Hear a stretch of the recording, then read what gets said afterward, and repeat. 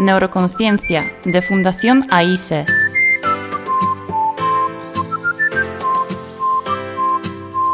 Con Juana Naya.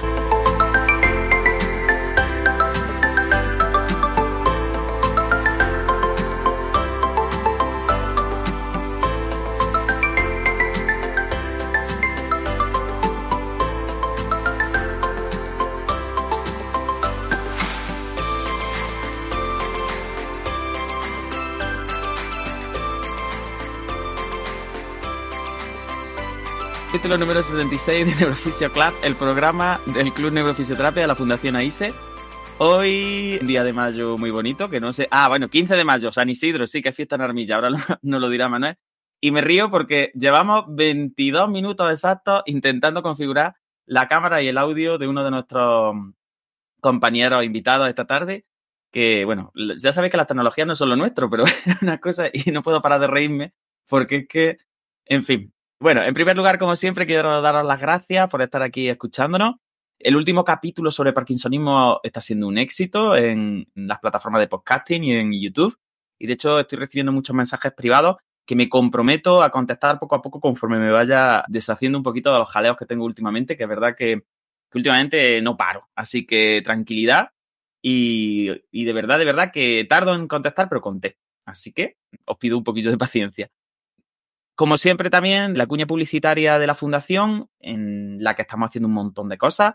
Os animo siempre a que echéis un vistazo al vínculo que os dejo en la descripción, en la que tenéis todas nuestras actividades actualizadas. Sobre todo, si queréis estar al tanto de todas las novedades, podéis suscribiros a la lista de correo que tenemos de Buzoneo, en la que de verdad no os vamos a meter mucha publicidad ni muchos mensajes, simplemente cosillas interesantes de vez en cuando sobre lo que va saliendo. Bueno, por dar un poco a lo mejor de sitio a la próxima actividad, tenemos un curso de férulas de casting tape para tobillo en paciente neurológico, tanto central como periférico, que va a ser a finales de junio. Estamos con la acreditación, se va a celebrar en el centro de Granada, en el Sinergia, y vamos a estar Isma Ibico y yo dando clases. Creo que va a valer en torno a unos 180 eurillos por ahí. Va a ser viernes por la tarde y sábado durante todo el día, unas 12 horas de clase. Y bueno, se va a trabajar en grupo y se van a realizar férulas con el material incluido en el precio, por eso vale un poquito más caro porque hay que meter los rollos de casting.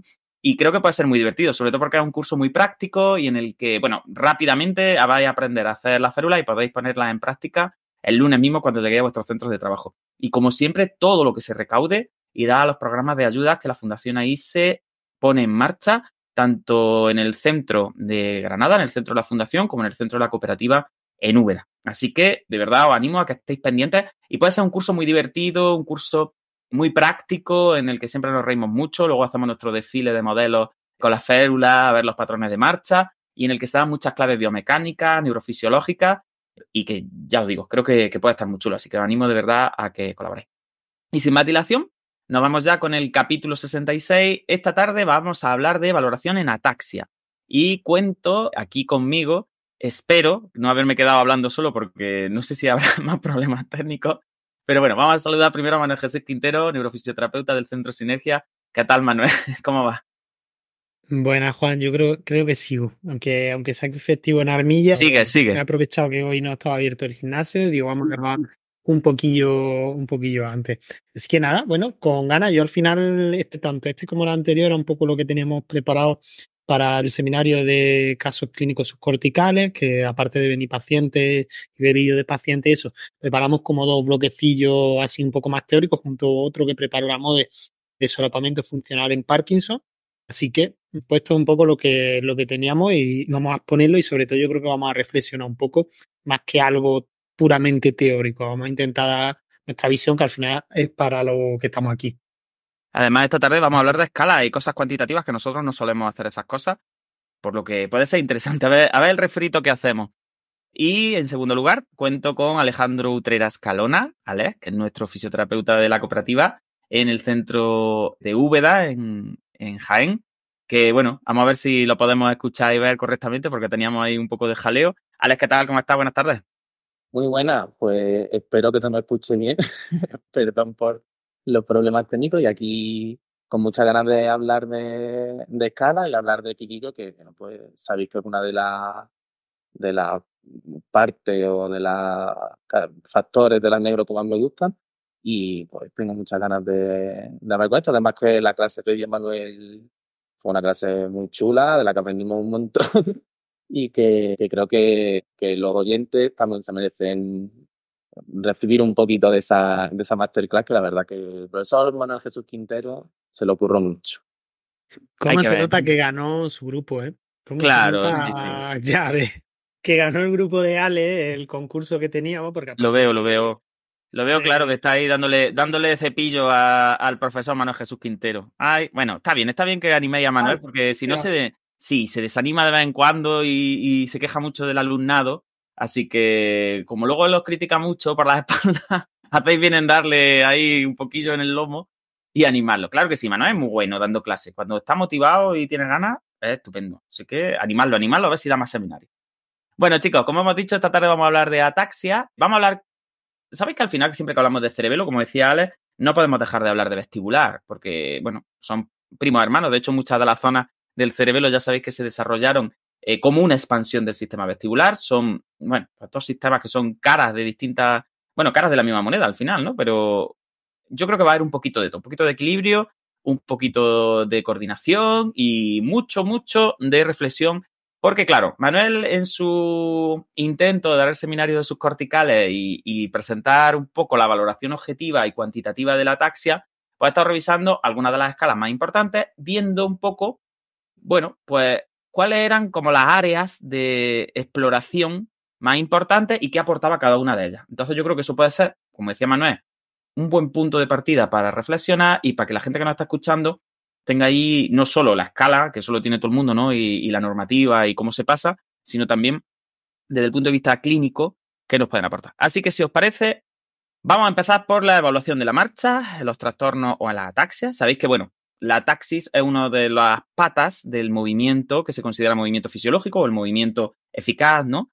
Junto con la energía, junto con la métrica, ¿no? Y junto con el reclutamiento. Yo siempre que explico, bueno, trastornos motores dentro de la subcomponente individuo del movimiento, siempre digo que para mí lo más importante es el reclutamiento, pero no solo el reclutamiento, sino que dentro de los trastornos motores podemos diferenciar también trastornos de la métrica, que tiene que ver con la distancia, con la posición, ¿no? Trastornos de la inercia, que tiene que ver con el quién y el cuánto entran a participar cada una de las unidades motoras. Y luego tenemos la ataxis, que sería, bueno, pues la ataxis hace referencia principalmente al timing, hace referencia a cuándo entran a participar las distintas componentes y nosotros desde fuera lo vemos como un déficit de coordinación, pero no deja de ser un déficit temporal al final, ¿vale? Bien, pues una vez que estamos en los trastornos de la ataxis, vamos a empezar con la subcomponente de marcha. Venga, Manuel, vamos por donde queréis. Empezamos con las marchas típicas que se evalúan, por ejemplo. Espérate, si quieres explico un segundillo. Sí, claro que quiero. ¿De dónde viene todo esto? Porque esto viene... Claro que quiero, venga. Voy rápido, Juan. No, yo encantado. Yo tengo que sacar el perro dentro de un rato, pero ya está. Yo todo esto, cuando estaba preparando el seminario, ¿vale? Todavía no tenía claro que quería hacer algo así, pero no tenía claro cómo lo iba a montar. Y entonces vi que las compañeras de Bineure, ¿vale? Hicieron... Bineure, que nos siguen mucho y a las que les mandamos un saludo, Manuel. Vamos a mandarle un saludo y un beso. Bineure, sí, Bineure, que vamos a aprovechar para darle un beso y un saludo, que nos escuchan. Bineure, perfecto. ¿Te has escuchado Bineure? Digo, no. No, Bineure. Me habían compartido una publicación. Vale, pero he dicho bien. De un artículo de... Que sí, que no te estoy corrigiendo, que estás traumatizado. Que lo que estoy es diciendo que vamos a mandarle un beso.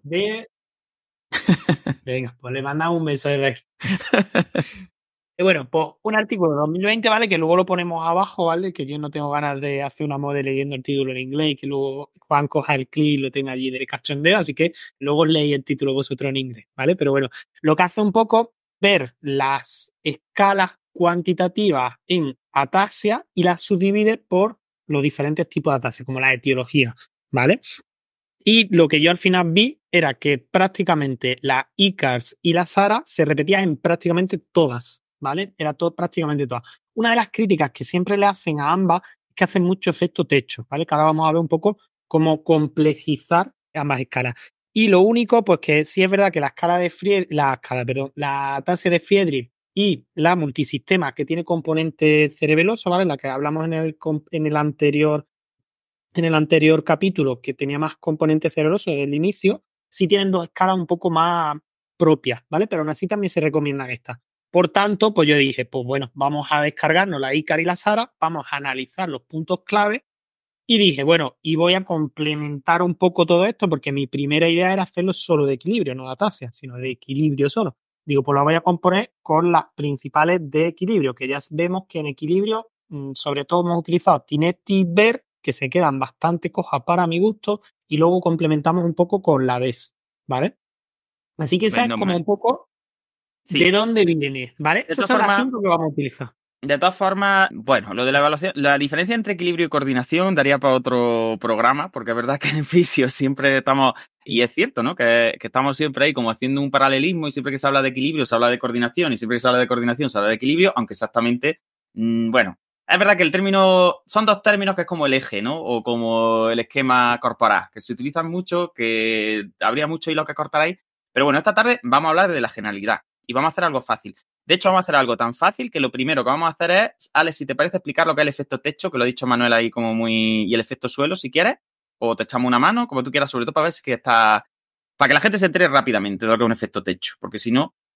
Sí, al final, vaya, corregidme si me equivoco, porque yo tengo mucho lío con cuál es una y cuál es la otra, pero al final, efecto suelo y efecto techo lo que hacen referencia es a si una vez encuentras un paciente que le pasa la escala, es probable que llegue a una puntuación que o no pueda superar, que para mí es el efecto suelo, o que no pueda, o sea, que ya haya llegado como al tope, que es el efecto techo. O sea, que ya sea fácil, por ejemplo, que un paciente normal cumpla con todos los ítems de la escala y ya no pueda seguir. Efectivamente.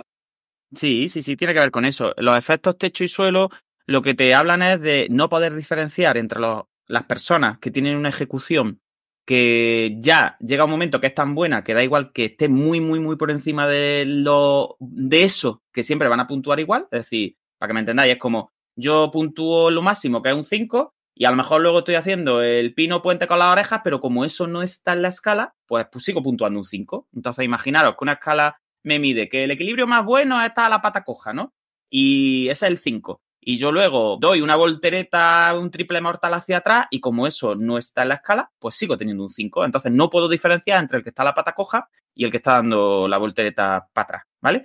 Y luego nos ocurre también otras veces al contrario, es decir, hay escalas en las que como que los ítems ya de partida, los bajos, son tan difíciles que yo puntúo 1 porque el ítem, imaginaros que es la vipe, pues vipe es el 1, ¿vale? Pero si estoy sentado y no puedo hacer vipe, como la vipe es el 1, también puntúo 1, ¿me entendéis? Entonces es como decir, no puedo discriminar hacia abajo porque la escala llega un momento en que si estoy peor, sigo puntuando también ahí. O directamente no me puntúa un montón de grados que están por debajo del primer ítem, que ya es complejo, ¿no? Entonces, por diferenciar así rápidamente, en el caso del efecto suelo, lo que tenemos es que hay muchos pacientes que se nos van a escapar porque no hacen cosas que lleguen a la parte baja de la escala, y en el efecto techo vamos a tener muchas personas que se nos van a escapar porque, aunque hagan cosas más difíciles que lo más complejo de la escala, siguen puntuando lo mismo, ¿vale? Entonces, cuando Manuel decía lo del efecto techo, para que os situéis un poquito, ¿vale? En realidad, el efecto techo hace referencia a que la escala normalmente es simple. Es una escala que no es difícil de ejecutar, ¿vale? ¿Estamos de acuerdo, chicos? Empezamos al lío, Manolito. Vamos allá. Bien, empezamos por tanto. Vale, pues si quieres voy. Eso es. Voy Tírale. Tírale. Vamos a empezar por la marcha según simplemente el orden. Y a mí me gustaría más empezar de lo simple a lo complejo, pero bueno, siguiendo un poco el orden de las escalas, normalmente evaluarlo primero la marcha, pues vamos a copiarla un poco. Y bueno, pues si nos vamos un poco a la Icar y a la Sara, para que tengamos en cuenta como el ítem que ellos consideran de normalidad, el más complejo, es una marcha en tándem, lo que yo digo tocando, ¿vale? Tocando es que el pie de adelante toca el pie de atrás, el pie de adelante toca el de atrás, ¿vale? Es decir, que el talón de uno toca la puntera de otro y luego das el pie y das el otro, ¿vale? Que tienen que tocarse. Sí, para que la gente se sitúe, es como andar en la cuerda floja, ahí con un pie delante del otro, tocando con el talón del pie delante la puntera del pie de atrás.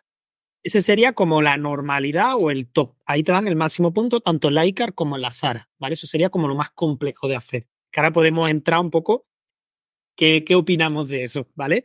¿Qué cosillas más miran? Pues miran los giros, ¿vale? Cómo hacen los giros. Si lo hacen dando pasos con ambos, pivotando con ambas piernas o simplemente pivotando con una, ¿vale? Eso sería otro ítem a tener en cuenta. Creo que las escalas no lo tienen en cuenta, pero bueno, sí lo considero importante y ahora seguimos. Los apoyos que utilizan, si utilizan apoyos externos, apoyo de otra persona, supervisión, ¿vale? Eso sería otro de los ítems. Y luego, si nos vamos a la escala un poco más de equilibrio, por ejemplo, ver ni evalúa marcha. Tineti, por ejemplo, le da importancia al inicio de la marcha, ellos lo tiran desde la bipe. ¿Cómo arranca esa marcha desde bipe? Si nos vamos a BES, lo hace desde sede, ¿vale? Y Tineti le da muchísima importancia a todo lo que son características cinemáticas, longitud del paso, simetría, todo inclinación de tronco, inclinaciones laterales, ¿vale? Todo eso sí le da muchísima importancia Tineti, el resto no le da tanta. Y luego, sí es verdad que por eso siempre digo que BES complementa un poco, porque ya sí le mete velocidad y desequilibrio, cambios de velocidad, pasar obstáculos, ¿vale? Lo único que los pasar obstáculos es por encima, no es pisar el obstáculo. Es que te ponen una caja de zapatos y tú tienes que pasar por encima de la caja de zapatos. Te meten giros de cabeza y la doble tarea, ¿vale? Que en este caso es contar hacia atrás de 3 en 3, ¿vale? Esa sería un poco. Bueno, Y ahora podemos entrar en qué no se ha medido en todas estas eso es. escalas. Vale, como resumen, al final tendríamos como desde la escala Berg, que es una escala muy de tronco y sedestación al final, que es una escala muy de equilibrio en el sentido de que no te caigas para los lados cuando estás sentado, haciendo distintas cosas, ¿no? Que sería, bueno, que es interesante, pero que al final la marcha no entra mucho los factores, hasta a lo mejor la más puntillosa, que sería Tineti, pero que, corregidme, Tineti tampoco está validada exclusivamente en neuro, porque Tineti es una escala de geriatría, principalmente, vaya, que se utiliza sobre todo Sí, en... correcto. ¿El qué? Es que no te escuchaba, ¿no? Dime. Sí, que es correcto. Vale. Eso es, que entonces No, Tineti... que sí, que es correcto. Eso es. Que Tineti al final es muy... Bueno, es una escala, si la cogéis, estas escalas las podéis sacar de internet fácilmente, no tiene mucho jaleo, ¿no? Incluso podéis escuchar el capítulo con ellas delante y así lo podéis aprovechar mejor. Bueno, pues el otro extremo sería Tineti, que al final pues entra en cosas como las distancias, pero bueno, son distancias que al final son muy cortas. Creo recordar en Tineti, me acuerdo cuando yo la pasaba en mi primer trabajo, son 10 metros. Efectivamente, son 10 metros. Entonces, 10 metros. Vamos a ir comentando, si queréis, qué punta le podemos sacar a cada uno de estos factores. Por ejemplo, yo abro diciendo que Tineti, muy bien eso de valorar distancia, pero que 10 metros es una distancia en la que no se automatiza la marcha. Entonces, prácticamente cualquier persona con una longitud del paso medianamente media, bueno, pues va a dar 9 pasos, 10 pasos, 11 pasos, con lo cual es una escala en la que la disociación automático-voluntaria y un poco el nerviosismo por ejecución y el saber que te están observando puede meter mucha interacción. Entonces, personas que tengan trastornos de la coordinación, como en el caso de las atasias, ¿no? Y en la que la coordinación del automatismo puede verse bastante debilitada, pues meter una distancia tan corta yo creo que no es representativa de la ejecución luego en entornos naturales, ¿vale? Y venga, ir vosotros dando opinión sobre otros puntos, si queréis. Yo, mira, en ese línea ya dejo a Alex. Yo le hacía una distinción más o menos por gravedad del paciente. Yo le tomaba como un paciente mucho más grave, ¿vale? Con una alteración de la marcha mucho más marcada, que solo es capaz de hacer marcha en interiores, ¿vale? Que en ese caso, como que sí podíamos tomar esas distancias mucho más pequeñas, como relativas, pero claro, era lo que yo le decía, si tenemos distancias mucho más pequeñas, es decir, si tú solo haces 10 metros, 15 metros en interiores, ahí le tendrás que dar mucha importancia a los giros, a los apoyos, ¿vale? Porque lo estoy como enfocando la evaluación a levanto del salón y voy al cuarto baño, o voy a la cocina, o voy a algo. Entonces, en un ambiente muy doméstico, donde tengo que mirar giros, apoyos, en un sitio en el que, bueno, no tengo a lo mejor tanto que meter como factores ambientales que te desequilibren la marcha, ruido, pendientes, no sé qué. Era como un primer prototipo de paciente y luego teníamos otro segundo prototipo que más o menos mantiene en marcha en exteriores, que ahí sí le teníamos que meter distancia, velocidad, pendiente, escalera, obstáculos, todo el tema de ambiental, de desequilibrios más ambientales, de qué puede pasar en el entorno que me desequilibre. y qué ayuda técnica habría que disponer para todo esto. Entonces, yo como le diría, bueno, antes de ponerte a valorar la marcha, ¿qué paciente tienes delante? ¿Qué estás mirando? ¿Estás mirando una persona que anda 1 hora todos los días de paseo o andas una persona que hace 5 metros simplemente dentro de casa y viene en silla de ruedas? Entonces, yo creo que esa sería como la primera diferenciación gorda. Sí, no, no te preocupes. Aparte, una de las cosas que tenemos, como tú bien dices, en marchas tan cortas, pues esa capacidad de cambio del esquema de marcha, ¿no? En el sentido de los giros, las pausas, el inicio. Entonces también yo recomiendo que la gente se fije, porque muchas veces en alteraciones cerebelosas, en el caso, por ejemplo, de las ataxias, que son clásicas, tenemos también problemas más de corte disejecutivo, vamos a meter mucho entre comillas, pero hay mucha imantación, hay muchos signos también frontaloide, ¿no? Hay muchos signos de bloqueo, hay muchos signos de que cuando la persona se engancha a una superficie le cuesta salir de ella.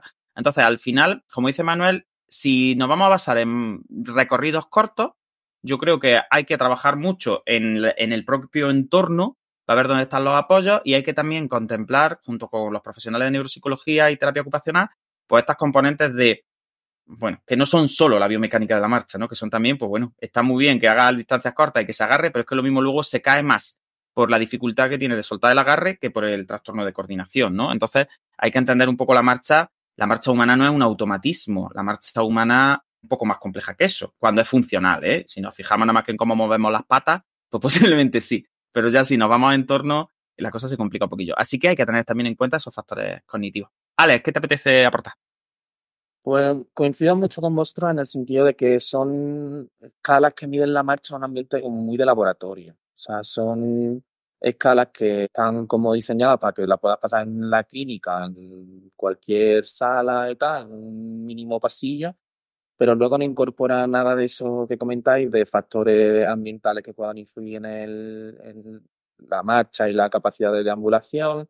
No incluye nada, ningún aspecto cognitivo propio de la ataxia y de los daños cerebelosos que son normalmente los que cursan con este tipo de trastornos. Al final son escalas que yo creo que ponen mucho el foco en una deambulación como muy básica y muy sin tener en cuenta ningún otro aspecto más allá que el propio desempeño de la biomecánica de la marcha y no involucrar al paciente en ningún tipo de tarea ni en ningún tipo de actividad funcional que pueda ser más representativo de quizás el día a día del paciente y la mejora funcional o la no mejora funcional que pueda haber. Pues estamos de acuerdo. En cuanto a las características cinemáticas estas que comentaba Manuel, de longitud, simetría, todo este rollo, a ver, yo no soy ningún fan. Yo sé que a ver, que a la gente que le gusta el análisis de marcha, ¿no? Y de deambulación, pues son muy fan de la cinemática, venga, vamos a medir que si los apoyos, que si las cargas. Realmente yo en cuanto a la simetría de carga, salvo cosas muy heavy, que normalmente no son por el problema de coordinación, ¿no? Sino que ya se refieren a trastornos de reclutamiento y otras cosas, quizá yo le daría importancia, por ejemplo, a la velocidad de marcha, ¿no? Que sí es verdad que hay estudios que correlacionan la velocidad con el propio, bueno, el riesgo de caída muchas veces, ¿no? Porque es verdad que, contrariamente a lo que la gente suele pensar, cuanto más despacio caminas es más fácil que te caigas muchas veces, ¿no? Pero bueno, esto es como la causa y la consecuencia, ¿no? Normalmente el paciente camina despacio porque sabe que tiene un problema gordo y al final no es que camine despacio y se caiga, sino que se cae y camina despacio por el problema que tiene, ¿no? Pero es verdad que como correlacionan mucho, a lo mejor la velocidad sí la sacaría yo un poco, la entresacaría. Pero en cuanto a simetría, longitud del paso, no sé, no me da la sensación de que luego, de forma clínica, vuelvo a repetir, en investigación y en ciencia universitaria y, en fin, enseñándole a los alumnos un poco cuál es la cinemática compleja de la marcha, ya ahí no me meto. Pero en clínica es verdad que no sé vosotros qué opináis, pero yo creo que es poco aplicable, ¿no? Estos puntas, sacar tanta punta al patrón de marcha.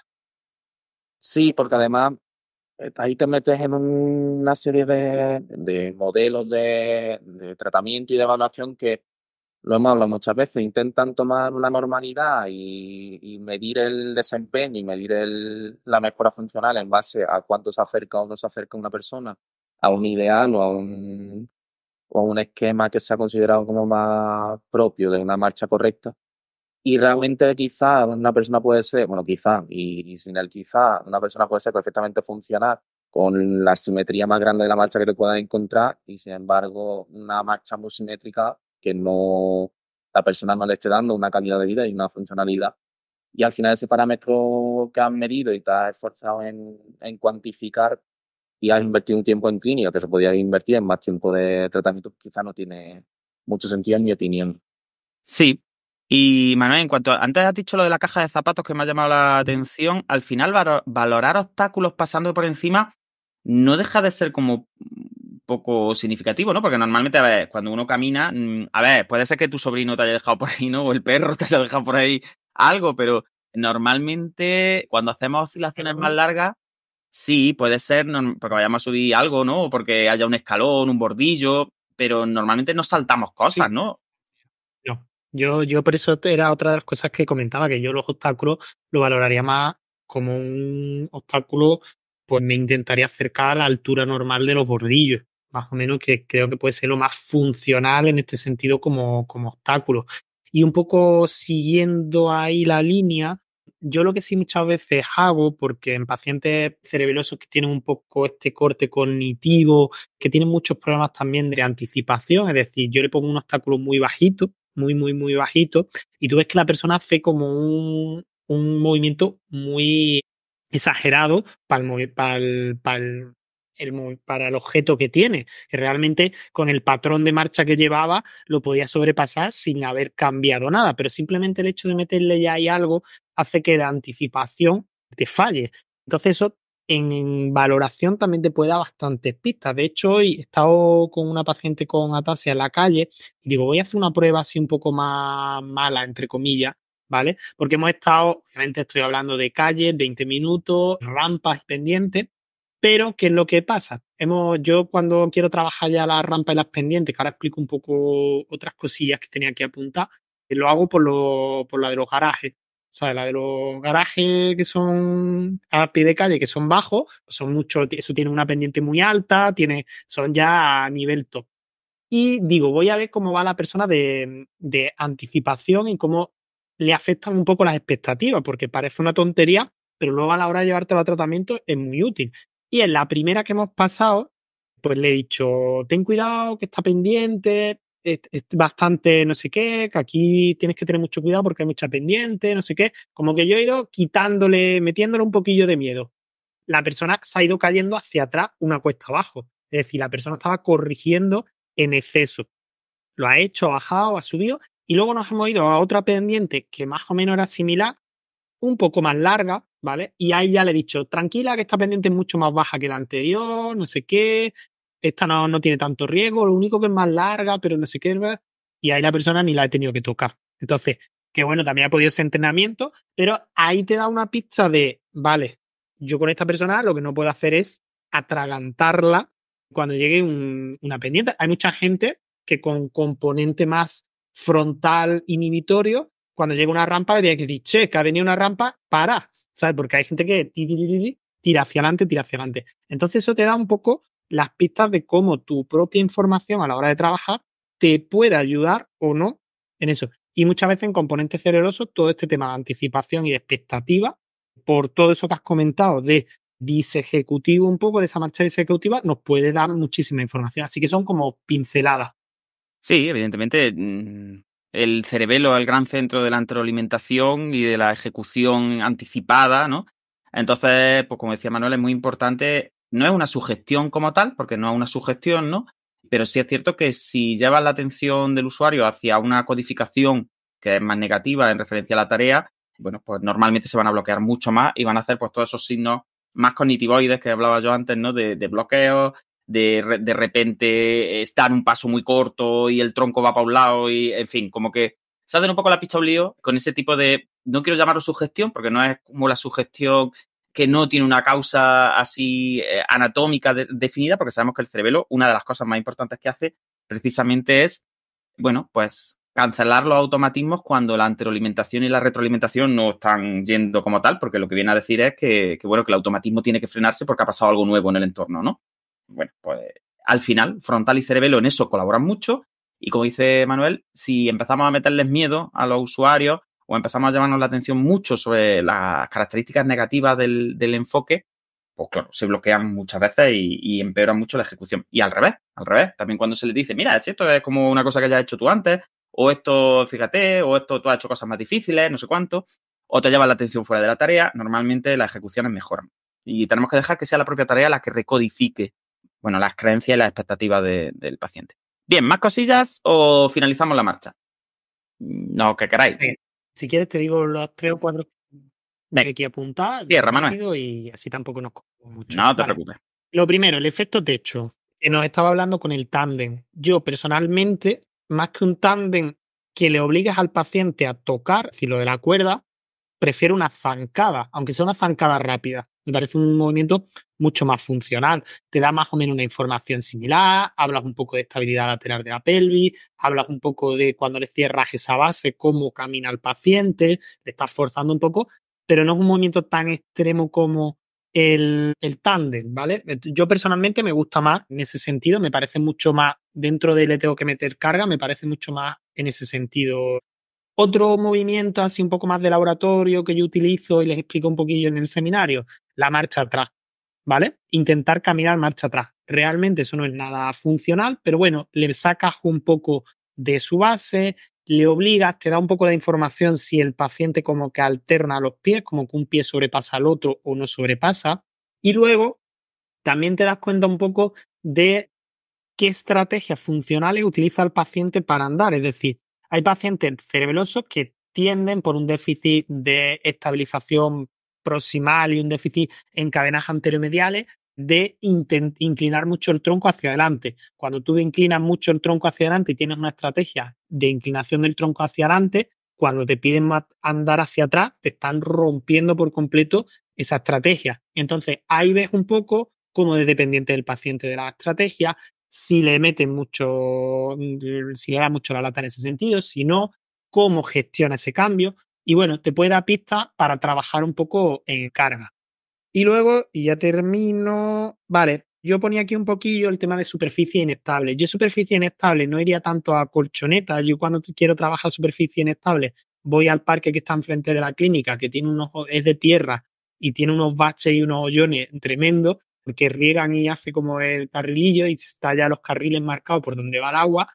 Me parece mucho más funcional. Y luego una cosa que sí es verdad que a los pacientes cerebelosos he visto que le cuesta una barbaridad, no sé si por el tema de anticipación o porque tienen una ligera pendiente lateral, ¿vale? Que es diferente a cuando obviamente las pendientes, si tú vas encarando la pendiente, los dos pies van a la misma altura, pero cuando tienen la pendiente lateral se cagan un poquito. Uy, no debería decir eso en público. Como que le cuesta un poco más. Lo de los pasos de cebra que están como con los puntitos que nivelan, como que cambia el suelo y ahora ya va haciendo como la cuesta hacia abajo del paso de cebra, como los pasos de cebra adaptados, pues eso tienen como una pendiente lateral que al cambio de suelo y al tener la pendiente lateral les suele costar bastante también. Entonces, bueno, pues son cosillas, son ideas que tengo yo por aquí. Y luego otra cosa, 2 cosas más. El historial de caída, ¿vale? ¿Y por qué se produce? Porque eso es súper importante. El paciente de no me he caído nunca o el paciente de me caigo una vez al mes y no tengo ni idea por qué. Me caigo, llego al suelo, me levantan y yo no tengo ni idea por qué me he caído, por qué no me he caído, qué ha pasado, ¿vale? También importante todo el componente de monitorización ahí. Y luego, otra cosa que nos puede dar muchísima pista, el enriquecimiento propioceptivo de la marcha. ¿Cómo influye la marcha con enriquecimiento propioceptivo? Si le meto peso, si le quito peso, si le pongo peso simétrico, asimétrico, si le pongo las gomas para darle mucha estimulación propioceptiva. Intento buscar cosas para ver cómo cambia la marcha. Me puede dar muchas pistas cómo influye ese sistema propioceptivo dentro de la marcha como estrategia o bien de carga para el paciente o bien de facilitación de la marcha. Así que esos son más o menos lo que yo tenía por aquí apuntado. Muy bien, yo simplemente aportar que cuidado con el tándem, porque el tándem también carga mucho métrica. Aquí habría que hacer un buen análisis de la tarea, ¿no? Como dice mi amigo Pablo Duque, a que también le mando un saludo. Últimamente estoy saludando mucho en el podcast porque hay que saludar a la gente, ¿no? Que se ponga contenta. Y cuidado, porque decimos que es una prueba de coordinación o de equilibrio cuando la marcha en tándem y el tándem propio tándem ya tiene una componente de métrica importante, ¿no? Porque es importante dónde colocó el pie. Entonces, cuando una parte de la tarea es el dónde, cuidadito con la métrica, que muchas veces la podemos confundir con problemas del timing que no tienen absolutamente nada que ver y que fenotípicamente y semiológicamente son diferentes, ¿eh? Y hay personas que tienen muchos problemas de la métrica sin tener trastornos de la coordinación y al contrario, ¿vale? Bien, y también, como decía Manuel, cuidado con el historial de caídas porque también está el paciente que no se cae nunca porque no se mueve nunca. Y muchas, ¿vale? Cuidado con la evaluación del riesgo solo basándonos en el historial de caída en el sentido de ¿cuántas veces te has caído? Ninguna. Pero a ver si es que está todo el día sentado en una silla de esta que lleva hasta el apoyo posterior y las patas para arriba en medio tren del embur. Y entonces, cuidadito con eso. Bueno, Alex, pues si quieres aportar alguna cosilla y si no, pues nos vamos directamente a la VIP o a otro punto. ¿Estamos bien? Sí, por mi parte yo creo que podemos pasar a... Pues venga, vamos a la VIP. La VIP es otro de los puntos que se evalúan más bonitos, pero le solemos meter también carga de otros sistemas. Y aquí Alex sí va a tener muchas cosas que decir, porque hacemos una diferenciación normalmente entre la VIP con los ojos abiertos y con los ojos cerrados. Y hacemos una diferenciación de la VIP con las piernas abiertas y con las patas juntas, ¿no? Entonces, es interesante lo que he dicho antes de la dismetría en el tema del análisis de la actividad, porque muchas veces volvemos a lo mismo. Como que empezamos a sobrecargar sistemas que, bueno, que estamos intentando valorar una cosa y al final estamos metiendo carga de otra. Entonces, sobre todo es interesante el análisis semiológico de la prueba, ¿no? Así que si os parece, vamos a empezar con la VIP con ojo abierto. Venga, Manuel, ¿qué has encontrado en general en la escala? Y ahora ya metemos la puntilla.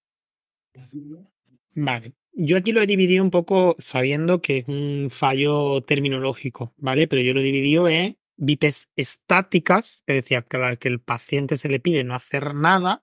Luego VIPs proactiva y VIPs reactiva, ¿vale? Es decir, pues la primera, la estática, al paciente se le dice, tú estate quietecito ahí, ¿vale? Ponte en esta posición y no hagas nada. Ni tú lo tocas, nada, ¿vale? Ese paciente está ahí completamente quieto. Luego No sé qué opinarían los sistémicos de eso de quédate de pie y no hagas nada, como si quedarse de pie no fuera algo. Pero bueno, yo te entiendo. He Solo... empezado diciendo que entendiendo que era un problema terminológico, que no podemos hablar de equilibrios estáticos Vale. ni nada. Si yo no lo digo por ti, man, yo no lo digo por ti. Yo lo digo por la gente del chat que luego me dan caña. Entonces yo lo digo para eso. Que estamos basándonos en fenomenológicamente una VIP, que es la VIP y no hagas nada. ¿Vale? Es que si no, luego nos dan caña, que luego nos pasa como con Parkinson. Que nos dan caña. No, pero si a mí me encanta que me den caña, ¿eh? A mí me encanta que me den caña en todos los aspectos. Es verdad, que yo te vuelvo a decir que yo estoy analizando las escalas y las escalas hablan de statics. Statics. Sí. Entonces estamos hablando Muy de bien. yo, stati. Stati es Stati. Eso. El bueno, Tati y la Tati. Y la Tati Exacto. es también muy famosa. La Tati de Maracena. Otro Fíjate, saludo. Proactivo, lo voy a ignorar. Proactivo es haz algo en el sentido de, pues, toca el suelo, sube la mano, baja. Y reactivo es que hay un cambio en el medio y tú tienes que adaptar un poco ese equilibrio. O te doy un empujón, o ahora ya veremos como diferentes cambios reactivos, ¿vale? Y en el estático, pues sí se suele hacer un poco lo que dice Juan, la diferenciación entre ojos abiertos y ojos cerrados, ¿vale? Escala de normalidad, ¿qué es lo normal? Lo top, lo que ya te dan la máxima puntuación de equilibrio con ojos abiertos, ¿vale? En estático. Pues por aquí tengo la ICARS, ¿vale? La ICARS te pide un monopodal de 10 segundos. No especifica con qué pie, es decir, con el pie que tú quieras. Un monopodal de 10 segundos ya stop en equilibrio estático. Y la SARA evalúa el tándem, ¿vale? Yo un poco la reflexión que les hacía en el seminario es que dentro de que los dos me parecen malas evaluaciones, prefiero un monopodal. Porque, bueno, el monopodal te puedes poner un pantalón, te puedes quitar un zapato. Manuel, pero de 10 segundos un monopodal, ¿no te parece ¿no te parece mucho tiempo de apoyo monopodal? O sea, tú te has puesto un reloj 10 segundos de apoyo. A ver, yo soy un tío fuerte y lo hago, pero yo tengo muchos amigos que no te hacen eso con 39 años, ¿eh? ¿Y qué te digo, Juan? Yo lo que dice la escala de segundos. Si no, te estoy preguntando. Ahora le sacamos puntas. Sí, venga, es que me he pasado. Es que yo me he puesto a sacarle puntas antes de tiempo. Venga, sí. No, a ver si me estoy yo equivocado. ¿Vale? No. Luego, cosillas que meten muchísimo. Analizan cuando estás de pie, que juntes las piernas y el número de oscilaciones, que es que si oscilas mucho, oscilas poco, eso es un poco a ojo de buen cubero. Luego hay otra cosa que, por ejemplo, miden, es que te ponen de pie y simplemente te dicen que te pongas como tú te pondrías y te miden la distancia entre los maleolos. En función de la distancia entre los maleolos, aquí en todo momento están mirando base, cuánto de base tienes, si te cierro la base, ¿qué haces? Si te abro la base, ¿qué haces? Un poco. Luego utilizas mucho si necesitas soporte para ponerte de pie solo, ¿vale? Si necesitas algún tipo de soporte. Luego la ver te mete 2 minutos. La ver lo que te evalúa es que estés 2 minutos de pie sin que necesites ni supervisión. Esa es el top, ¿vale? Que me parece también ahí 2 minutos. Te meten obviamente sus pies juntos, sus tándem, sus monopodales.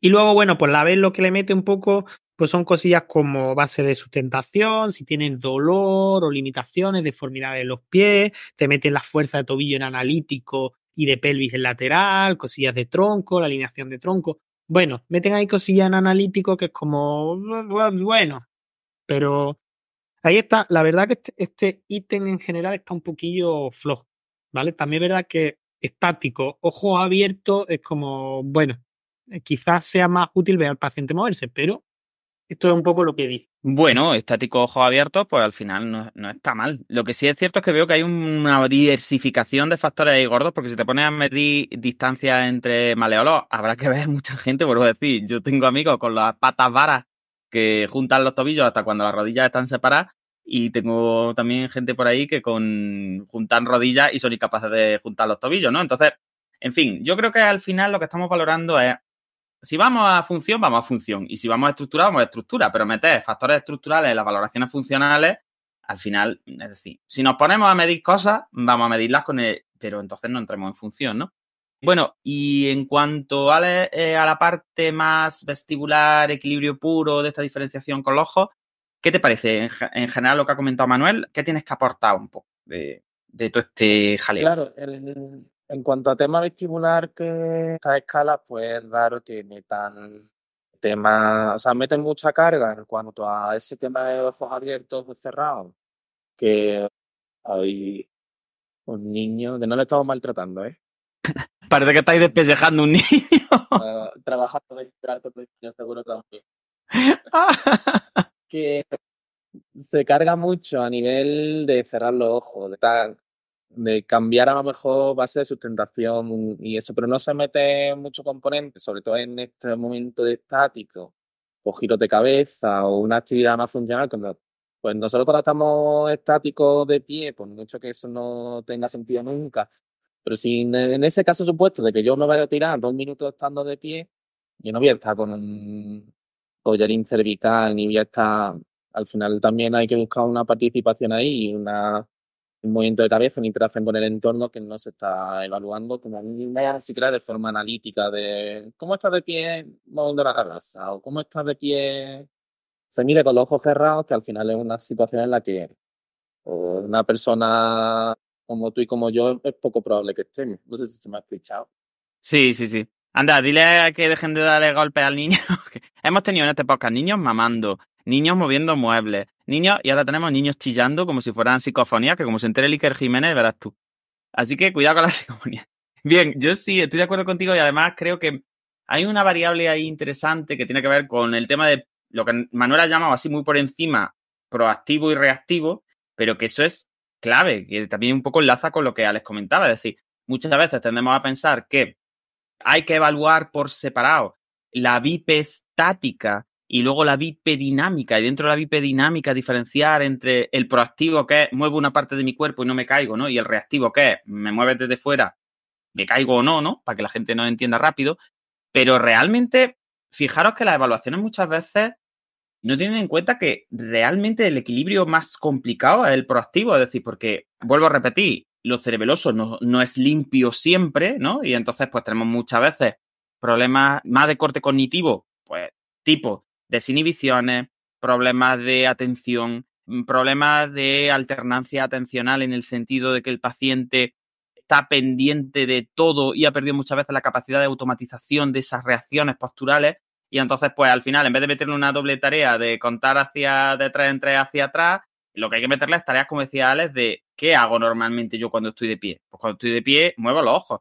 Pero es que mover los ojos no es igual que mover la cabeza dejando los ojos fijos, ni que mover la cabeza mientras muevo los ojos, ni que mover la cabeza mientras hago un rastreo. Entonces, al final lo que nos va a interesar sobre todo es, vuelvo a repetir, si nos centramos en función o no nos equivocamos nunca. Y es, cuando usted pone de pie a su marido, a su padre, a su hermana o a quien sea, y ves que se desequilibra, ¿cuándo se desequilibra? ¿Qué está haciendo cuando se desequilibra al ponerse de pie?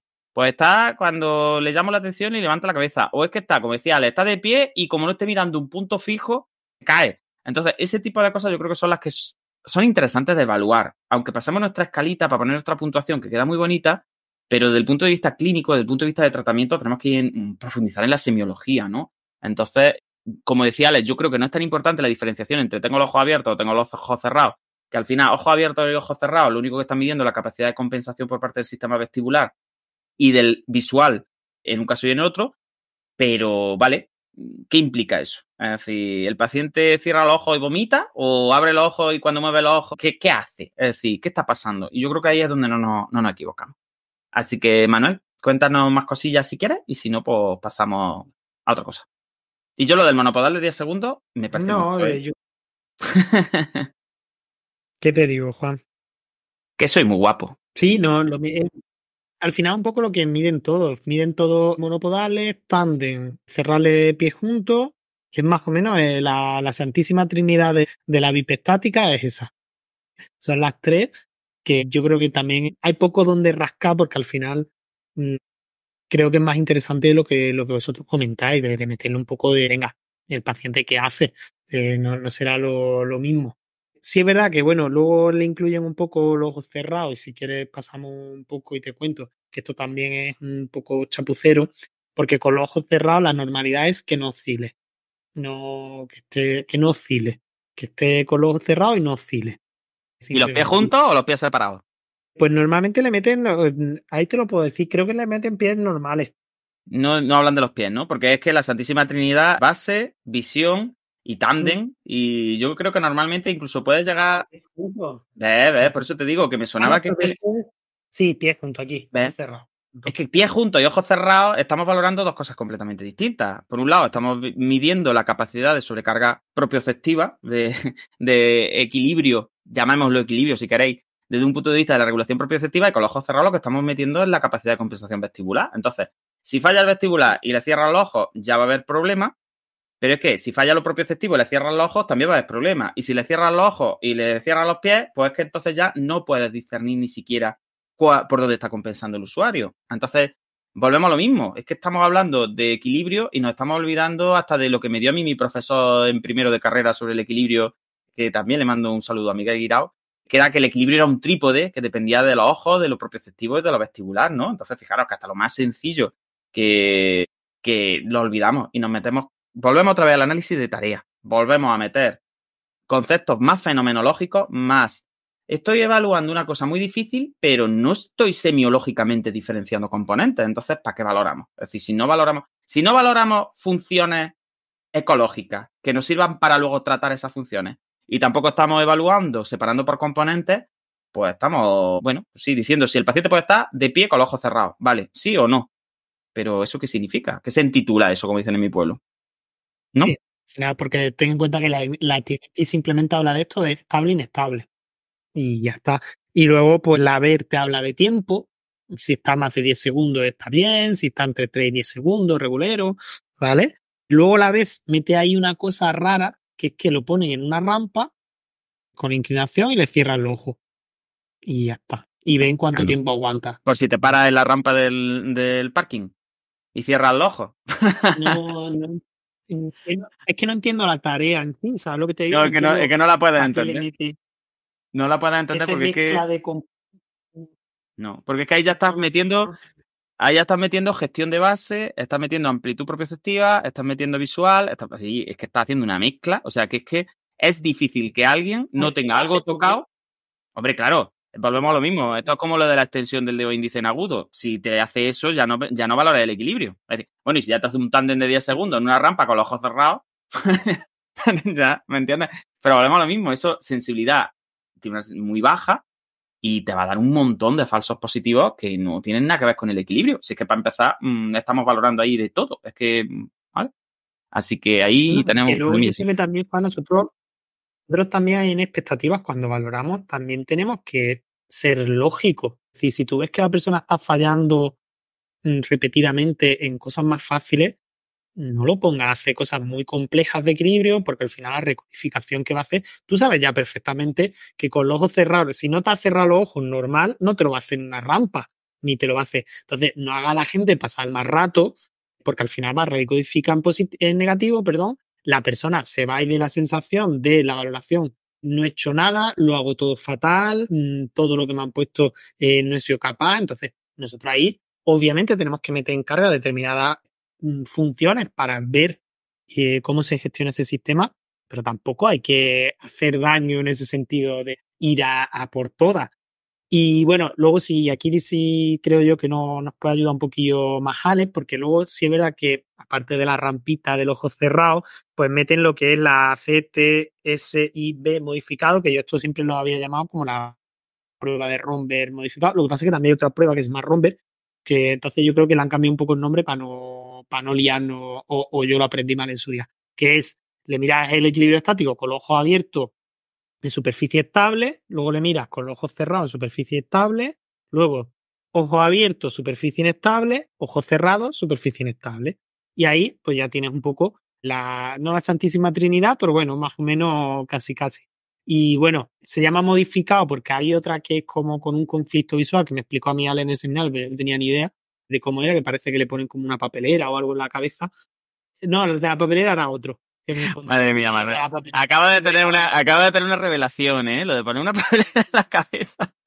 Que te lo explique Ale. Que me lo Venga, Ale, explícamelo porque soy muy fan de la papelera en la cabeza, ¿eh? Mira que luego dicen que yo soy burro evaluando y tratando. Además, madre. No, lo más gracioso es que cuando me lo contó yo lo que pensaba, digo, entonces tienes que... De hecho, fue de lo primero que pregunté. Dije, pero entonces tienes que tener una papelera solo para eso. Digo, porque no le va a poner la papelera de... Claro. Lo mismo cambia un pañal y lo echa a la papelera y luego se lo pone en la cabeza. Sí, claro. Digo, entonces tienes que tener una papelera en concreto para eso, porque claro, pues no le va a poner cualquier papelera. Vale, lo de la papelera y lo del... Yo es que no voy a poder aprender en la vida las siglas del test. Para mí ese test es SOT, el test de organización somatosensorial, que luego se le cambió el nombre a Clinical Test, o no sé qué. Pero ese test, como tú decías, sí que es verdad que se diferencia mucho el test de 4 ítems y el test de 6 ítems. Que el test de 4 ítems es el que tú has explicado de ojos abiertos, superficie estable, ojos abiertos inestable, ojos cerrados, superficie estable, ojos cerrados, superficie inestable. Y luego los otros 2 ítems son como un conflicto visual que normalmente, vale, esto se hace con un posturógrafo, que es un pedazo de mamotreto que a mí en los más antiguos me parece una cabina telefónica, los más nuevos pues tienen una gafita de realidad virtual que pues, son un poquito más recogidos. Y lo que tienen, por explicarlo un poquito así fácil, esa cabina más o menos lo que tiene es como una especie de dibujito, un paisaje como pues, un arbolito, un solecito y tal. Y la cosa que tiene el posturógrafo es que cuando tú te vas haciendo el balanceo, el ambiente que tú estás viendo se mueve en la misma amplitud que tú. Entonces te tiene ahí como que la visión no está negada del todo, pero sí que la visión te está dando una información incoherente con el balanceo que tú tienes porque la visión te está diciendo que tú no te estás balanceando, por así decirlo, porque se está moviendo igual que tú. Entonces mete ahí como esa confusión ya que a una persona que tenga problemillas de gestión, pues a lo mejor ya la estás terminando de matar en ese tipo de pruebas, pero sí que es verdad que pues en personas con daños más vestibulares, perfiles más crónicos, que sí que tengan una dependencia visual, pues sí que tiene mucho más sentido ese tipo de pruebas. Pero para una persona cerebrosa con todo el totum revolutum de gestión, anticipación y tal que pueden tener, pues eso ya para mí es una sobrecarga brutal. Y luego el tema de la papelera era por la prueba de la vertical visual subjetiva, que es una prueba que lo que mide es pues cómo es o cómo de alineado con la vertical tiene la persona su propia verticalidad. Entonces, es una prueba de un cubo. Yo digo el cubo de basura, pero vale cualquier cubo en el que la persona pueda ponerse. Digamos, la persona pone la cabeza, o sea, mirando dentro del cubo, para que le quite un poco la referencia del entorno. Tú dentro del cubo dibujas una línea y por fuera lo que le pones es como le sacan yo le he visto que le hacen como un tornillo y la atornillan como una cuerda para que haga como de plomada. Y entonces la persona alinea el cubo a la vertical que considere y tú por fuera, pues con la línea que está también dibujada por fuera y la plomada, sacas el ángulo y eso pues tiene unos rangos de normalidad y unos parámetros dentro de los cuales pues se supone que pues, la persona tiene desplazada su vertical visual subjetiva más o menos. Y por aclarar un poquillo el cubo, que parecía que estábamos aquí poniendo a ver. Me he quedado picueto. Que dicen en mi pueblo. Sí, sí. Manuel, ¿me dejas que te ponga el cubo mañana en la cabeza? Pero no se metía dentro, no se metía dentro, ¿no?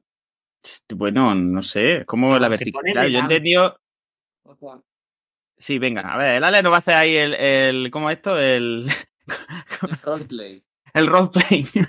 O sea, tú tienes Madre el mía. cubo y tal, pues lo que haces es asomarte dentro del cubo. O sea, no te lo pones con una cosa, Bueno, que no te lo pones en la cabeza el cubo. Ya está. te lo pones. Pero vamos, yo creo, si alguien tiene por aquí, yo recomiendo tener un cubo limpio. Yo desde Sí, aquí Manuel siempre quiere un cubo limpio en su poner vida. un cubo a eso, poner el cubo de la prueba. Además le Y tienes que hacer un agujero, Manuel, no vale cualquier cubo. claro. Claro, es que. Manuel creía que le iba a poner el cubo como si fuera la máscara de Darth Vader al pobre Que paciente. de primera Y luego sí. le iba a dar con un palo en el cubo. Es que yo me imagino en el centro de sinergia así, vamos, pidiéndole un cubo a la criatura en la cabeza y luego dándole al Me cubo estaba diciendo, pero Juan, esto no era así. y la modificando. Pero bueno, Juan, esto del cubo, esto era así, ¿no? Esto era para dislocarlo un poco. Bueno, nos ha quedado claro, ¿eh, Ale? La verdad que yo creo que ha quedado claro y bien, que la sigla al final del CTSIF y lo del cubo que yo creo que es interesante. Bien, pues vamos a dar otro pasito para no liarnos mucho. Si alguien quiere profundizar en la mecánica del cubo, pues podemos hacer un día un vídeo o algo así Que y estudie. que estudien, ¿no? Si alguien quiere que estudie, ya está, que se compre un libro. Ya está. Que se compre un libro que no ya. Y vamos a pasar, o que se lleve a Lale a cenar, que es muy apañado. Se lo explica el cubo.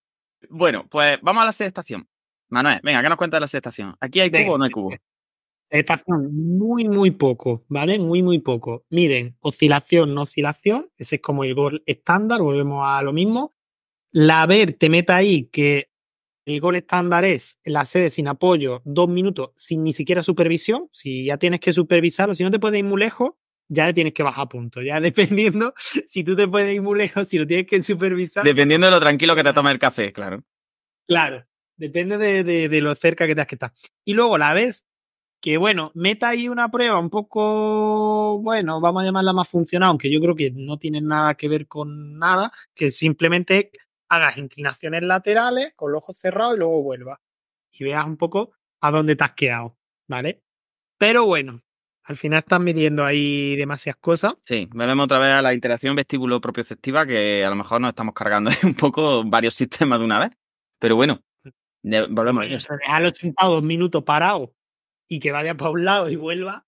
No, yo lo que no entiendo muy bien es que si la criatura no se cae a los 30 segundos, ¿por qué se va a caer a los 2 minutos? Yo no me he encontrado nunca a nadie, o a lo mejor que está A cansado. ver, son Es que yo ahí ya no sé qué depende del equilibrio o de tronco, porque claro, yo entiendo que una persona que se va a caer por un problema de equilibrio se caiga pronto, pero que esté ahí 1 minuto 59 segundos quieto y se caiga a los 2 minutos, me parecería un poco raro, ¿no? No sé, pero bueno. Entiendo que hay que poner un punto, ¿no? Que esto es como la memoria a corto plazo y a largo plazo. 2 minutos. Bueno, también yo quería comentar 2 una cosa. 2 minutos justo. ¿Cuánto era, Manuel? Que no me quedo. Quería comentar también en cuanto a las oscilaciones, como el cubo, ¿no? Y si le pones el cubo en la cabeza, un poquillo menos, que es más difícil. Quería comentar lo de los desequilibrios porque al final yo siempre le digo a los alumnos, mira, cuando un paciente se cae también es muy interesante valorar de alguna forma objetivo-subjetiva la gravedad de la caída. Y esto, por ejemplo, se valora de muchas maneras. Hay autores que proponen, por ejemplo, la escala dirigida a meta. Por ejemplo, valoran mucho cuál sería el primer punto de contacto con el suelo cuando el paciente se cae. Entonces, eso, por ejemplo, parece una tontería, pero no es lo mismo un desequilibrio en el que el primer punto de contacto es el culo, porque el paciente se cae de culo, que un desequilibrio en el que el primer punto de contacto son las manos, son los dientes, o en la frente, o el occipital. Entonces, fijaros cómo muchas veces entramos, y esto ocurre mucho con lo de la oscilación. ¿Qué es oscilación? Dijiste mientras clava tu pupila en la mía. Es decir, pues oscilación eres tú, ¿no? Ya está, es que tengo un problema de equilibrio, papá. Pues claro, si tengo un problema de equilibrio, oscila. ¿Cuánto es oscilar? Es decir, ¿cuánto se tiene que mover el paciente para que esté oscilando? Entonces, yo aquí sí mediría en sedestación otro tipo de factores, pues como pueden ser, por ejemplo, la dependencia de miembros superiores para la estabilización, si puede liberar un miembro superior, si puede liberar los dos miembros superiores, qué puede hacer con los miembros superiores cuando los libera, si puede hacer algún trabajo de métrica con miembros superiores o no, si puede estabilizarse en un miembro superior apoyado, mientras con el otro está haciendo una tarea más de cadena abierta. Luego también hay que diferenciar la doble tarea en cuanto a requerimientos posturales en sedestación, porque no es lo mismo estar sentado y darle un golpe a un globo que estar sentado y enhebrar una aguja.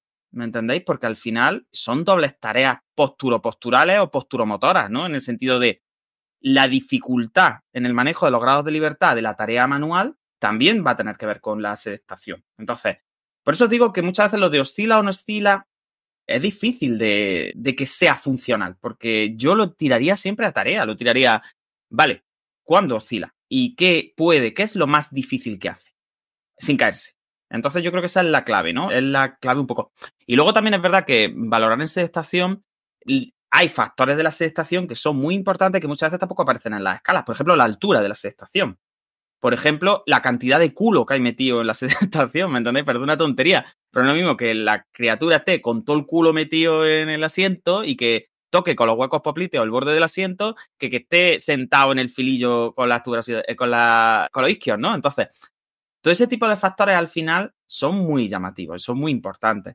Y también, y fijaros, volvemos a cerebelo. Es que el cerebelo como anteroalimentador importante es que va a cambiar incluso que tú te coloques por delante o por detrás del usuario, aunque no lo toques, ya cambia la ejecución sentado. Porque cuando te colocas delante, ellos están mucho más seguros porque te están viendo. Y entonces pueden confiar más en sus reacciones posturales. Sin embargo, hay veces que tú colocas sentado a los usuarios y te colocas por detrás y te das la vuelta y empiezan a chillar como, a ver, como, ponte, como diciendo, no te vayas atrás. Cuando, en teoría, la ejecución debería ser independiente de la posición del examinador, ¿no? Esto no es mecánica cuántica. En principio, la posición del examinador no debería importar, pero en cerebelo importa y mucho. Hay mucha gente que va caminando contigo y si vas guiándolos desde adelante, van caminando estupendamente y cuando te pones por detrás, no hay forma de que caminen porque están más inseguros. Así que todos esos factores yo creo que enriquecen el análisis semiológico y aunque sean difícilmente objetivables en una escala, pues yo creo que pueden aportar mucho. No sé si tenéis alguna cosilla más que hablar de la sedestación. Yo quería añadir un poquito del tema del balanceo, como parece que siempre el balanceo lo analizamos como de simplemente, pues, ¿hay balanceo o no hay balanceo? Y cuantificarlo un poco. Pero realmente no se analiza si ese balanceo es, por ejemplo, causa de riesgo de caída o no. No se analiza hasta qué punto ese balanceo es una estrategia de la persona también para manejar su propio equilibrio y darse un poco esa aferencia también que da ese balanceo de más o menos, pues ahora mismo estoy controlando, estoy en una posición, me voy moviendo, pero estoy dentro de unos rangos de normalidad. Se toma ese balanceo como una cosa de, ya está, si te balanceas es que no tienes equilibrio. Y yo muchas veces a las personas digo, es que si no tuviera el balanceo, a lo mejor estaría en el suelo, ¿sabes? Porque te hubieras ido para adelante y te hubieras quedado con los dientes en el suelo. De hecho, y esto es importante lo que dice Alex, las personas que más se caen en sedestación no oscilan. Son los que se cae árbol va. Las personas que oscilan rara vez se caen en sedestación, por lo menos según mi experiencia. Cuando los veo oscilar es que les da tiempo por lo menos a decir, ¡ay! Que me voy, que me caigo, ¿no? Pero el que se cae, ese rara vez oscila, ese cae ¡pum! Como un árbol, yo digo como un hacha, árbol. Sí, como un árbol. Y como una aparte, hacha india. Claro, es que para mí ese balanceo es la manifestación más pura del equilibrio de la persona. O sea, al final es como el cuerpo desplaza su centro de gravedad hacia un sitio y lo vuelve a llevar a otro y lo mantiene dentro de unos rangos. Entonces, se toma ese balanceo como una cosa patológica y como una cosa a disminuir 100%, y creo que esto es un poco como todo, hay que ver hasta qué punto es una estrategia de la persona, que se puede aprovechar o no se puede aprovechar, o hasta qué punto es realmente necesario trabajar específicamente en ese balanceo y en quitarle a la persona una cosa que puede ser una adaptación, una estrategia válida. De hecho, fijaros qué curioso que aquí no se hable de ojos abiertos y ojos cerrados, como si los ojos abiertos y los ojos cerrados no influenciaran en una sedestación. Es decir, es como, ya aquí da igual que yo no digo que se tenga que hacer, ¿eh? Porque ya hemos estado hablando que antes en VIP ya lo de los ojos abiertos y ojos cerrados era como mucha sobrecarga, pero fijaros como esos sesgos que tenemos, ¿no? En VIP es importante que un ítem sea ojo abierto, ojo cerrado, o pies juntos, pies separados, pero en sedestaciones que no oscile o que oscile más o menos, pero no estamos hablando ni de altura, ni de posición, ni estamos hablando de cuáles son los ajustes, como dice Alex. ¿Qué hace el usuario cuando oscila? Abre las manos, cierra las manos, se agarra, se apoya. Ese tipo de cosas quizás sean más interesantes en una sedestación que otras muchas. Y luego también hay que analizar qué hacemos en sedestación. En sedestación comemos, en sedestación nos vestimos, en sedestación hacemos ciertas cosas que quizá también sea necesario valorar más que la sedestación en sí. Es decir, la sedestación, a ver, desde el punto de vista puramente biomecánico, estructural, no sé cuánto, tiene unos beneficios evidentes, pero en la vida cotidiana la sedestación es para algo, es para ver la tele. Luego también hay que diferenciar entre la sedestación más activa y la sedestación más de reposo. Muchas veces también se le mete mucha caña a mucha gente en el sentido de que parece que no puede estar reposando en sedestación, que tienen que estar haciendo control de tronco todo el rato, cuando nosotros somos los primeros que en cualquier echamos el sacro atrás y metemos una lumbares ahí y estamos colgados de la sedestación. Entonces, ese tipo de factores yo creo que son muy importantes y que al final también se tienen que tratar. Y que creo que es muy subjetivo del sesgo que tenemos, que de repente colocamos a la gente sentada y lo único que valoramos es si se mantiene, si no se mantienen o si tiemblan. Y fíjate, Alex, qué interesante lo que decía antes. Hay muchos autores y mucha neurociencia del equilibrio que dice que las alteraciones del equilibrio vestibulares y cerebelosas se van a diferenciar principalmente en que las cerebelosas son una dismetría. No tienen el componente de problema de integración en la fermentación y no sé cuánto, sino que al final es un problema más de timing. Entonces hay muchos autores que eso que tú comentas de la oscilación como estrategia, de cuánto oscila, cómo de larga es la oscilación y cuánto se sale antes de caerse, pues dicen que es vital entenderlo porque al final hacen como esa correlación, ¿no? Y dicen, al final los síntomas cerebelosos son todos dismetría. Esto lo dice mucho Yolanda, ¿no? Yolanda dice, en el cerebelo todo es dismetría. De una forma o de otra. Hasta la lengua cándida es una dismetría. Y, ¿me entendéis? Las alternativas del equilibrio son una dismetría. Porque al final lo que hacen referencia es a amplitudes, hacen referencia al timing, a cuándo corrijo, en qué momento. Entonces, por eso digo que hay que profundizar un poquito en la semiología pura porque nos podemos llevar mucha sorpresa. Igual que no se valoraría igual un problema de vestido en una heminegligencia, en un problema prásico o en un problema inhibitorio, cuando el paciente realmente tiene el mismo problema en el sentido de que se viste mal o no se viste o no sé cuánto. Yo creo que los fisios muchas veces somos un poco de perogrullo, ¿no? Y nos ponemos a valorar el equilibrio con tareas de equilibrio que lo que menos tienen es de equilibrio porque, entre otras cosas, todavía no hemos definido qué es el equilibrio. O sea, no hemos hecho una definición operativa del equilibrio. Y estamos mezclando ahí semiología vestibular, propioceptiva, visual, de ajuste, de aferentación, de integración, y ahí quizá tenemos un problema porque estamos valorando equilibrio en personas que tienen una etiología muy distinta. Entonces, porque al final, si somos clínicos para evaluar, pero también para tratar, ¿no? Así que esto es muy chulo. Chicos, nos han dado las 8:05 de la tarde. No sé si os habéis dado cuenta. Y queda bastante. Hemos evaluado... Joder, mira que vamos rápido y que hemos dicho que íbamos concisos. Pero hemos evaluado... ¿Qué hemos evaluado, Manuel? Equilibrio con los ojos abiertos, con los ojos cerrados, sedestación, la marcha... Equilibrio. Y ya está. Nos quedan muchas cosas. Yo creo que vamos a parar un poquillo, ¿no? Y si a la gente le gusta... Yo creo que está bien, ¿no? Para empezar. El siroco yo creo que tendrá que ser. El siroco tiene que salir. El siroco Sí. tiene que salir. Y yo también. Yo hoy tengo que salir también, ¿eh? Así que por mi salud mental, voy a darme una vuelta por los pinares de Monachí, que son una maravilla. Y Corto de... sí, y la semana que viene, si les ha gustado, pues hacemos la segunda parte. ¿Nos parece? Y si no, Muy también... guay. Y si no, si tampoco la hacemos y ya está. Y nos da igual, ¿no? No, hombre, que sí le gusta a la gente, Manuel. Luego vas por ahí y cuando la gente te dice que te conoce a Manuel Jesús Quintero del podcast, buena ilusión que te hace. Y ahora está ahí. Luego viene Manuel de los cursos por ahí que parece el Marc Anthony. Ahí, ay, me han reconocido. Parece una estrella de rock, ¿ves? Ya se le ha cambiado la cara, ¿ya? ¿Ves?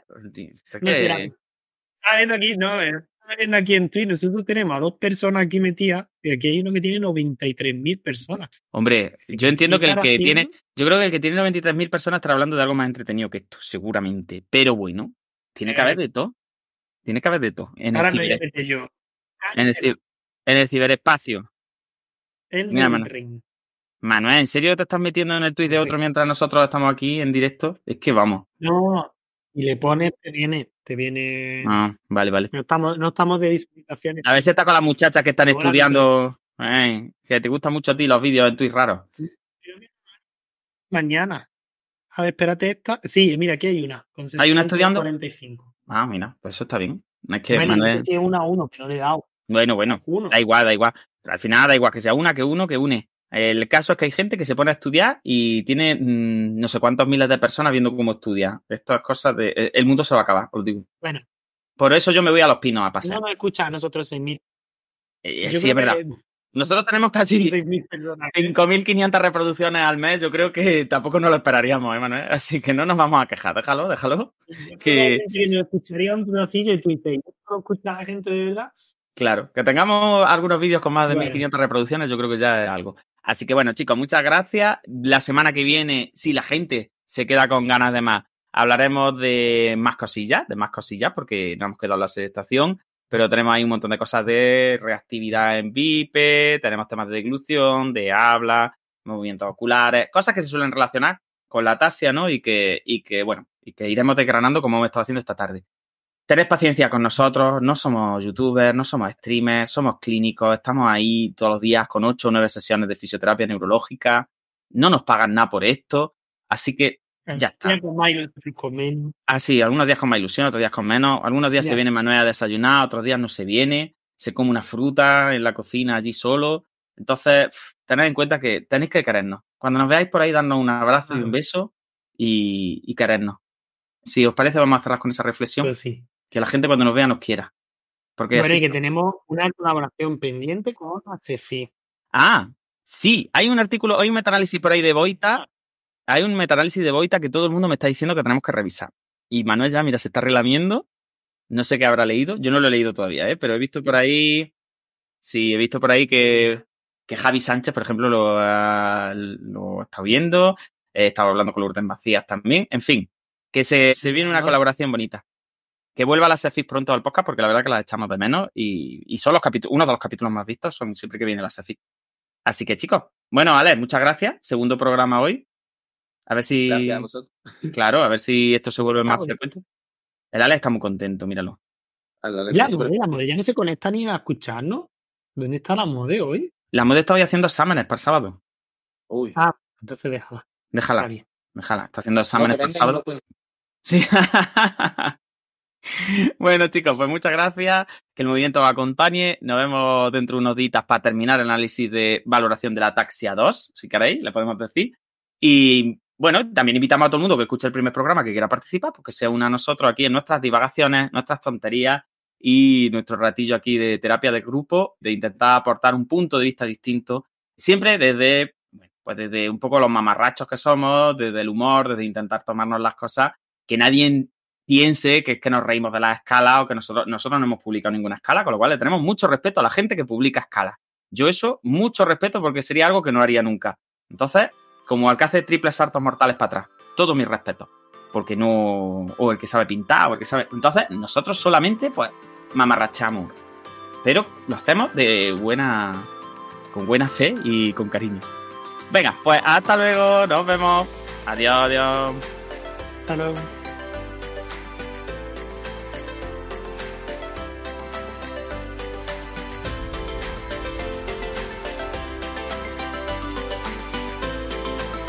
Neuroconciencia, del caos a la sinergia.